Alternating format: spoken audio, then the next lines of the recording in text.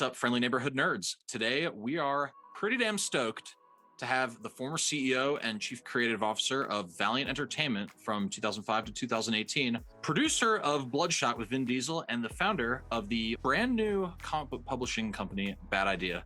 Dinesh Shamdasani, everybody. Welcome to the program. How are things? Good, man. Thanks for having me, guys. Super excited to be here. Co-founder, by the way, of Bad Idea. I've got a core team. Warren, Josh, Hunter, and Adam that all founded it with us. The dream team. Awesome. Yeah, that's the awesome. dream team. That's awesome. Yeah. That's awesome. So we've had a lot of writers, artists, and even editors on here. So we know what they do. I got to be honest, I'm not entirely sure what a creative officer does. But, looking at your work with when you're with Valiant, and then now looking at the Bad Idea books that have come out now, there's definitely like a distinct intangible quality that you can kind of attach. Can you tell us a little bit about what you do? I mean, here's the thing. The title is so much better sounding than the actual job. It makes me sound important and like I have my hands in everything. No, I think Chief Creative Officer is one of those new titles. It's about 10, 15 years old that just came up because people, I think, probably felt that their egos weren't being placated enough with their current titles. It generally means that you oversee everything creative. It doesn't always mean that you have your hands in everything creative. Sometimes it just means that you get credit for it, whether you deserve it or not. At Valiant, I worked hand in hand with Warren Simons, who was our executive editor, then our editor-in-chief. He was essentially the co-CCO, the co-chief creative officer of everything in the book world, everything publishing. And then I managed everything outside of that, whether it was licensing or film and TV, etc. And now here at Bad Idea, we're co-CCOs, and together we just kind of manage that. Sometimes that means getting, your hands dirty and really like breaking story, etc. And other times it means just getting out of the way of the team that's creating stuff, and it's good. Don't let your ego get in the way. So it can mean a lot. Do you ever make direct creative inputs? I know we talked to Joshua Dysart a while ago, and he was telling us about these super cool Valiant retreats that you guys would all have, where you kind of like sit around and like talk story. Do you do something sort of similar to that?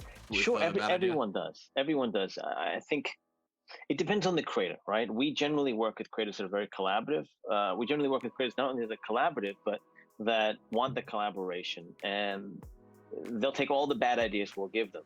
Josh will tell you that we forced his hand to kill a character in Harbinger, and he'll also tell you that he speaks volumes about Warren and their creative collaboration in my book. But yeah, it depends on the story and the book and the creator, but sometimes you can go as far as coming up with the kernel of the idea that then becomes something maybe different. You can throw dialogue ideas out, you can throw story plots, you can help break story, or sometimes you can just say, that's really cool, let's do that.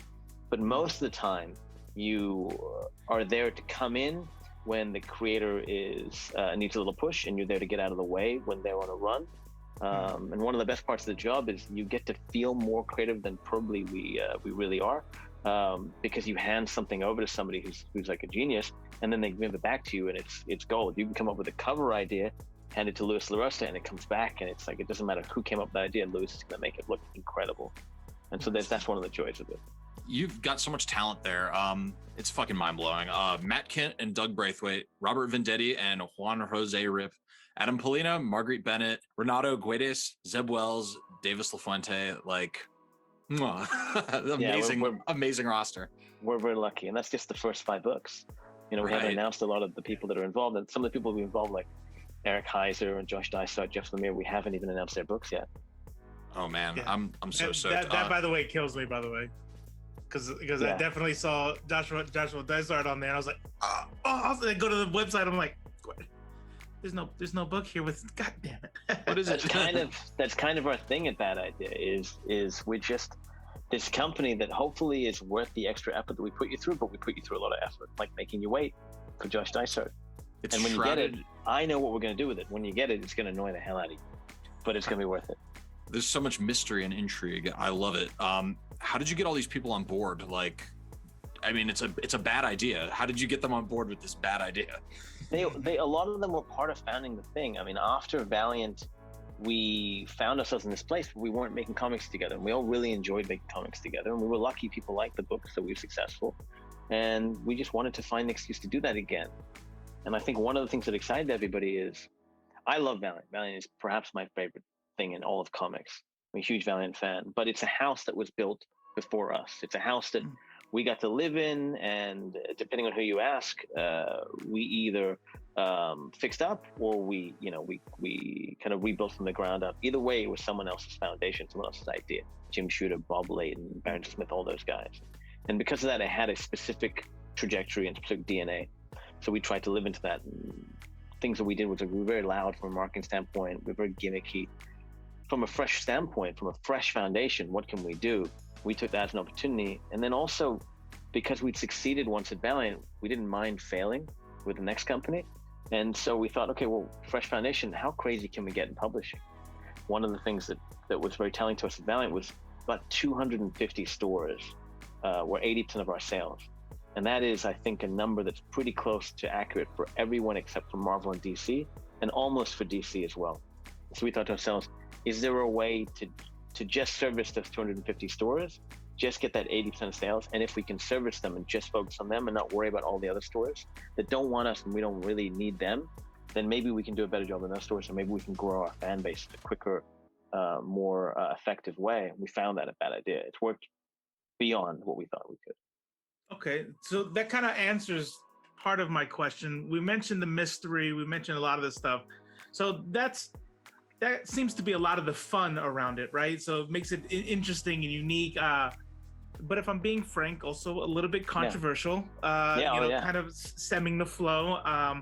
So with that, like that marketing strategy, like you said, the select shops, pre-orders only, no digitals, no variants, no trades. I know you guys have, I follow you guys on Twitter, so I saw that one of the LCSs already had to get the axe by not following the rules. Yeah, that's right. Yeah. And then of course we got the button that I'll talk about here in a second. How did you guys figure this out? Do you guys know it was going to work? Like when you guys were doing this marketing strategy, because it worked. No, we didn't. We thought we had an inclination. We weren't trying to fail. We were trying to build a better mousetrap, right? So everything that we've done, I think sometimes the misunderstanding is that we're doing it for controversy's sake. We're not. We understand that controversy is going to come out of it, but we're doing it with a reason. So for instance, why are we doing no trades? There's a specific reason we're doing no trades. There certainly is, there 100% is a trade-only audience. And it's a different audience. There is overlap, but there are people that only read trades. So why are we avoiding those people? Why are we making it difficult for them to buy the books? A couple reasons. One, most surface level, we want our books to be read in a specific experience. We want them to be monthly comics in comic book shops. That's one. Two, there's also a business reason. No matter how big a publisher you are, when you publish monthly comic books, they're returnable. Whatever you sell, they're not returnable. Whatever you sell, the stores keep. Trade paperbacks are returnable, so you can print a bunch of trades, sell them, they can come back 6 months later. You've got to deal with that cash flow issue. You've got to deal with that inventory. They usually come back in a fashion which you can't resell them. They're damaged, so you're eating all that money. Also, you don't get your print numbers for your orders before you print. So unlike monthly comics, where the stores say we want 5,000 copies, you print maybe 5,500, some for damages. Trades, you don't know what you're going to sell. You're selling 1,000 that first month, but you got to print 10,000 because you know you're going to sell 100 every month after that. Then you've got to hold all that. Over time, what happens every book, you're doing that many, 9,000 copies in the warehouse, that one, next month, 9,000 copies, next month, next book, 9,000 copies. A few years, you've got 7 figures in inventory. That's money that at Valiant, I was looking at our books thinking, I've got millions of dollars sitting in warehouses that will sell, they'll trickle out. I wished I could take all that money and put it into books right now. Make better books, more pages, better quality production. And so bad idea, we said, we're going to do that. We're going to say, if you really, really want our books, you got to read them monthly. And if you don't want to do that, that's cool. But we're going to put the money into the books, and we're going to make it really hard for you to be a trade-only person. That's kind of what we're doing across the board. That's awesome. So that answers the thing about the trades. You brought up the 250 stores, bringing in the 80%. So we're going to focus on that. Do you guys see yourself growing? Because I haven't even got the books I ordered because it's on the other side of the state and I'm waiting for him to mail it to me. So as you guys grow, as you definitely will, looking at the roster, Will you eventually expand outside of the tuna? Yeah, we've done a couple ways. When we first announced Bad Idea, we didn't really think that. We thought a few of our friends at stores would get behind us. We announced that we would be launching with 25 stores, and our hope was to get 25 stores. And I think within the first hour, we got something like 50. So then we announced, okay, we're doing 100 stores, and that became 154. I think we launched 154 stores. Now we're up to like 200 and something stores with 250 locations. We have a backlog of about 100 stores that have signed, that said, we want to sign up. And we said to them, okay, we're going to wait till the next wave, but also because we're self-distributing, we've got to look at our back end and say, can we service this many stores? How do we service this many stores? We have to build up. We've got to staff up. We just hired 2 new people since the launch, which was probably 3 too few. So and it's hard to find the right people and then bring them in, get them going, train them up. So it's all a matter of the back end. But yeah, we'll continually be adding stores. We added a store when that one store broke one of the cardinal rules, which is don't sell the books for more than cover price for the first 30 days. Flaunted that rule. He had to go. That store had to go. We immediately brought the next store in line. And so we're doing that. You'll see. We have an announcement coming about trying to get the stores in a little quicker. So that makes a lot of sense. Now it's like super clear now what you're talking about with. So it looks like it's marketing. It looks like some sort of like ploy to get things going. But there's actual like concrete business reasons for some of these, not just for marketing's sake. One last question. Yeah. I know he wants to show off his books real quick. I need to ask. This is actually probably the most important question that I'll ask this entire deal. The button didn't I'm not get... bald. This is a choice. No, I am bald. That's what publishing does to you. The button did not get 1 billion clicks, but you guys launched anyway. And I was just wondering, are you guys afraid of the wrath that the button's gonna like? No, the button got 1 billion clicks. It got 1 billion clicks. Did it? I was looking at today. Did it reset or something? The button's all crazy, man. The button's crazy. So it got 800 million, and then it launched the hero trick. Then it got to 1 billion, and we were like, okay, great, we can announce our books. And then it just kept going, and then it like reset, and it's doing all sorts of crazy shit. I imagine that whatever it's doing right now, if you're watching it carefully enough, you'll see a pattern, and the button will be back. Ooh, it's probably got some plan here. Okay. All right. Okay. So let's talk about these comics for a second. Yeah, I'll look at the set so far. I got Tankers 1. I got the 2 ENIAC books. Yeah, ENIAC 1 and 2, first print as well. Absolutely. Yeah. I ordered these so long ago. I'm so great. Let me just interrupt real quick, because this is I'm still hurt, right? And I have only myself to blame. A long time ago, Judah Rad here sends me a message and says, you need to check out Bad Idea. This is great. Thanks, so I did. I'm like, wow, that's great. But we're in the middle of a move, and things are getting crazy. Yeah. Then he's like, hey, there's the shop. I found the shop. It's in Texas. Call them. You need to get ENIAC. I'm like, yeah, I'm gonna do that. But life, and I'm recently married and all this stuff, so I don't get it. I'm like, I'll get it. And then it comes, and then it shows up, and then I see it for $1,000 on eBay, and I'm like, what did I miss? It's crazy. I hate the scalping thing, but that was great. I just want to say I'm very upset that I don't have the white letters. That's all. No, but I love that because pre-ordering is. So look, we're not trying to make it difficult for people to get the books. We're just not trying to make it easy for you. Mm-hmm. At Valiant, we did everything you could imagine. We did $9.99 trades. We did entry point pricing books. We did dollar books, free comic day books, full box previews and other. We took ads out in other publishers' books, diamond previews. We inserted books into. We did literally everything you can think of: digital comics, free comics, Kindle deals, Humble Bundle deals, all of it. And I think you get to the point where you train the consumer, you train the reader to think to themselves, I'll get it eventually. And they never do. Take it for granted. Yeah, and I'm the same way. I do the same thing with other people's books or movies or video games or TV shows. I haven't even seen all the Marvel Cinematic Universe movies. I've seen all of them except for Thor 3. And I don't know, it's just always going to be there. I'll see it at some point. Mm-hmm. But now it's there's no urgency right now. Maybe when Thor 4 comes out, I'll feel like I gotta watch it, or when Loki comes out. But there's no urgency, and I think we all do that in entertainment. And so we have this maybe crazy bad idea, which is, no, man. I mean, we're not going to be there for you. We're not going to have the warm blanket. You do your job. You pre-order the book. We'll do our job. We'll make a great book. And if you miss it, I mean, hopefully you learn not to forget next time. Yeah, you just got to take those black letters. Like, take those letters. No? I was on it. I was so on it. I'm so proud of myself now. Thank you, Dinesh. Yeah, good. By the way, it's easy. Just pre-order. It's so easy. The thing is, I get it. It's hard. Life makes it difficult. Things get in the way. But it is actually easy. Just pre-order. You're right. It's not all hype. These are excellent books.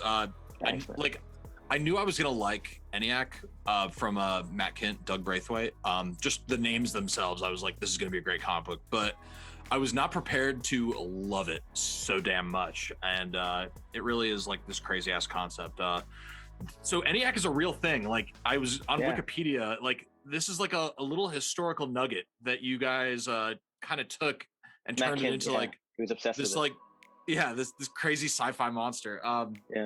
Did you lead with ENIAC because you knew it was going to be just the awesomest one, or what was the it's going to be process? horrible. I shouldn't say this, but I'm going to anyway. ENIAC wasn't our launch book. We had a different book that we were going to launch with, and then we thought, this is really good, because we know in ideal situation we have these moment. Look, I'm trying to think how to put this.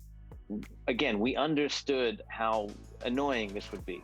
And so we said to ourselves, if we're going to be this annoying, we have to make sure it's worth it. So we built these little milestones that we know if people come along for the ride, once we get here, it'll be worth it. Once we get here, it'll be really worth it. Once we get here, it'll be like, oh my God, so glad I did this. So we took the launch book and we said, well, we have this milestone here, let's couple it.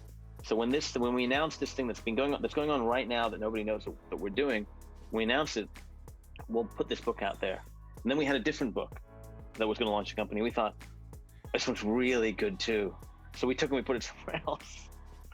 And then we built ENIAC.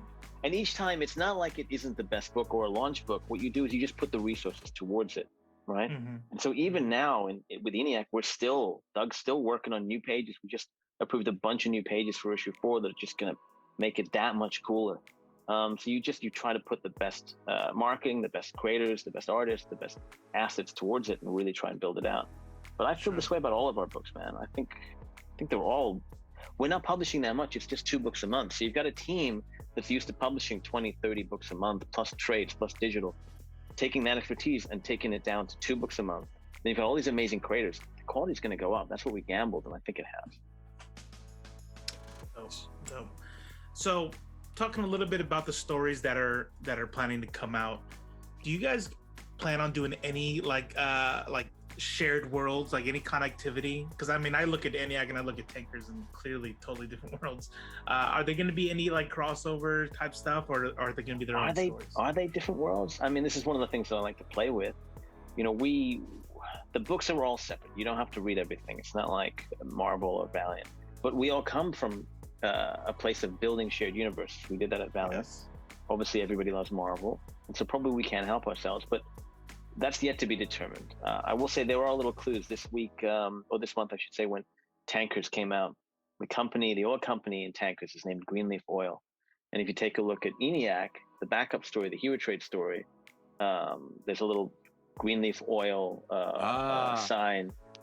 This guy wakes up, his family's been murdered, and he wakes up in a shallow ditch in an oil field, and it's Greenleaf Oil. So there's little things, whether that's because we have a shared universe that we're slowly building behind your backs, or whether it's because we're creatively bankrupt and reuse the name. I'll let you guys figure that out in time. Mm-hmm. That's exciting. Awesome.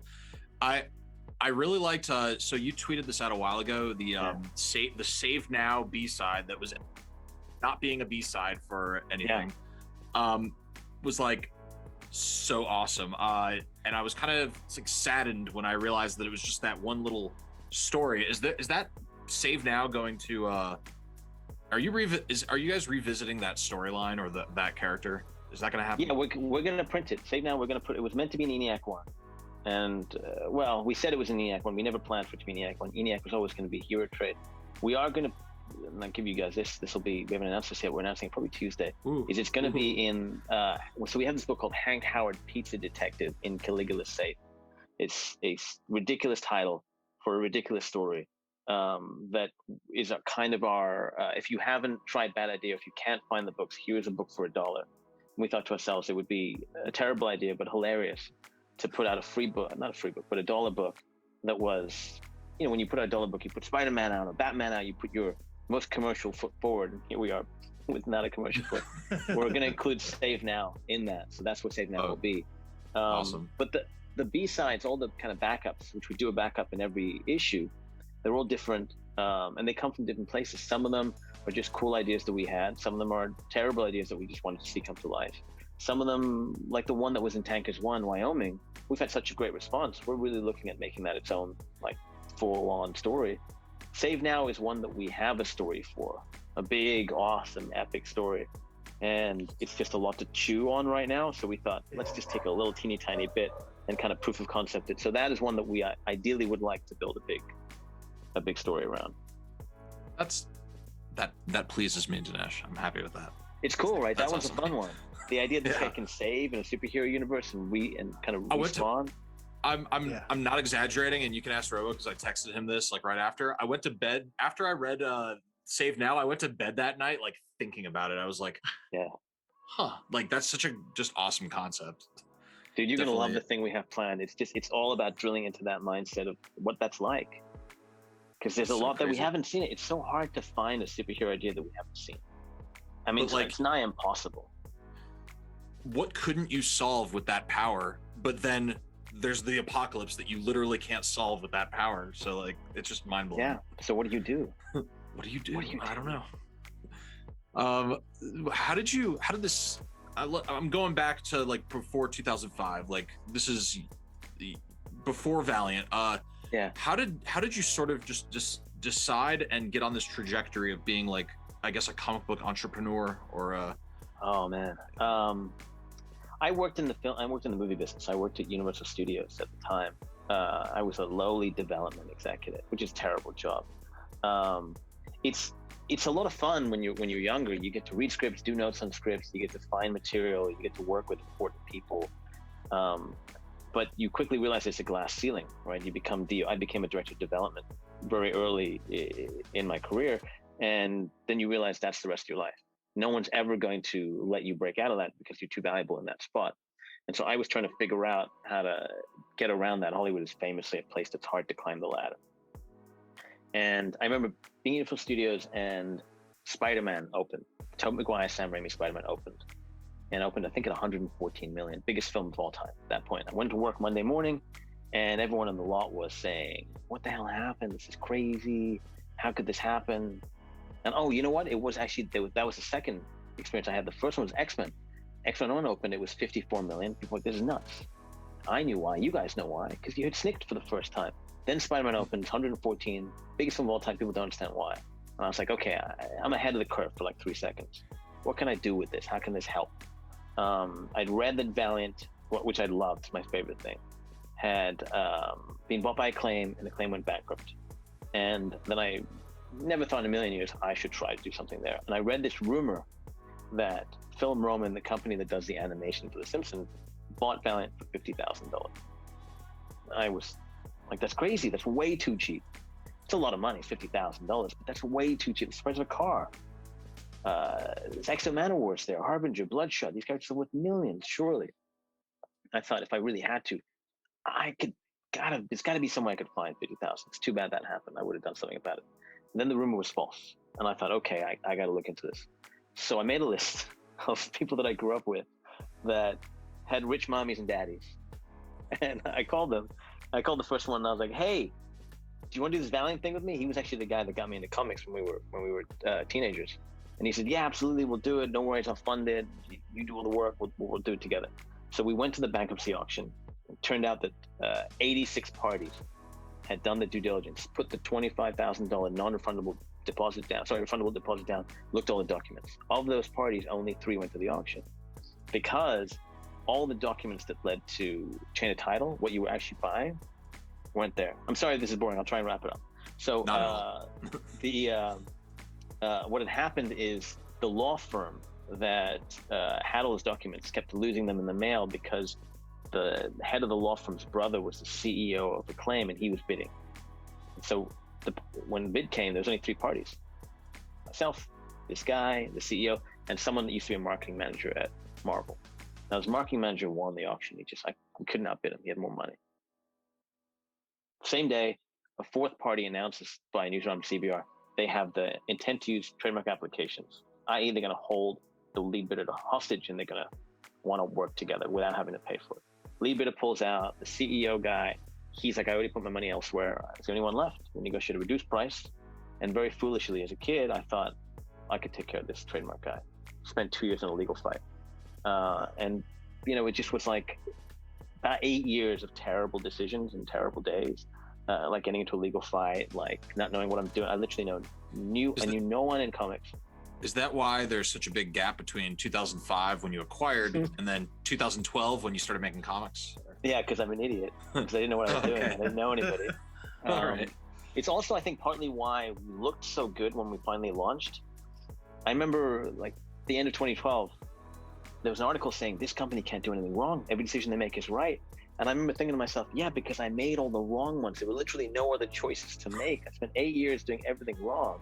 I just luckily did it when no one was looking. And then now I'm over here and everyone's looking. And I go, that's got to be right because there's no other options. Story of my so that's life. how I got told. But it's a wonderful business. It really is. I love it. There's nothing, made a movie and it's way better than making a movie. We're working on a TV show now. It's way better than working on a TV show. You can go from, you guys were asking at the beginning of the show, what's it like even for someone like me that's just an executive? Creatively, comics is such a hungry beast. No one is precious. Oh, no, I'm the writer. It's my idea. I'm the artist. They're like, come on, we got to, we're 22 pages and we got like 3 minutes to do it. What cover ideas do you have? What story ideas do you have? What dialogue ideas do you have? So everyone throws in and the best idea is the one that gets used. That's very satisfying. And then it comes out 90 days later and you learn. When you make a movie, mine took almost 12 years to make. I don't remember whose idea ultimately got in. I don't remember why, if it was my idea. So you don't learn anything. You don't get better as a storyteller. Comics is wonderful that way. That is incredible. So before we close, you've already told us a lot about what's coming down the pipe and what Bad Idea is about. Do you have anything else to say for our subscribers on the future of Bad Idea? What are some things that we can expect if you haven't already said them? I think the thing about Bad Idea is we're going to be annoying. We're going to be a pain in the ass. For instance, this Hank Howard book. Okay, so it's $1. You can get it for $1 in any one of the Bad Idea stores. It's going to be the same quality as all of our books. It's going to have 2 stories in it. David Lapham, Matt Kint, Thomas Giarello, Matt Kint. It'll be awesome. But you got to go to a store and you got to buy it in a 24-hour window. The Bad Idea destination stores are not allowed to sell it come midnight that Wednesday. May 12th is the only day you can buy that. That's super annoying. But also, it means that you got to go to the store, and that's what we want. So that's who we are, but I think we're worth it.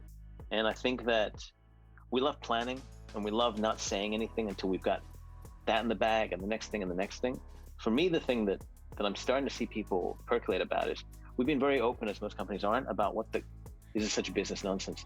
The holding company LLC, right? The limited liability company that technically owns the IP that Bad Idea is putting out in the stories is called Cincinnati Kid LLC. Mm-hmm. And we've been very open about that. And people are finally going, why the hell did they name it Cincinnati Kid LLC? And the truth is there's a very good, very specific reason. It's probably the biggest secret in, I think, maybe the history of Bad Idea, however long we go. And it's us trying desperately to, like a insane serial killer, leave a little clue as to what this is. So that's the thing that I would leave you with, is try and figure out why. That is exciting. As I sat here, I'm like, what's the reason? I'm not gonna tell you. No, yeah, of course not. Wait till it either leaks or we do a big announcement or however it comes out. That's awesome. Ladies and gentlemen and MBs, that is Dinesh Shamdasani, co-founder of Bad Idea Corporation, brand new, awesome comic book publishing company that I'm sure if you're here, you've already heard of it. So thank you so much, Dinesh, Thanks, for coming on. We're out of here. Thanks, guys. See ya. If you want to hear interviews from industry pros, get first looks, and have access to endless comic content, wake up. Please wake up. You're in a coma. Your mother misses you.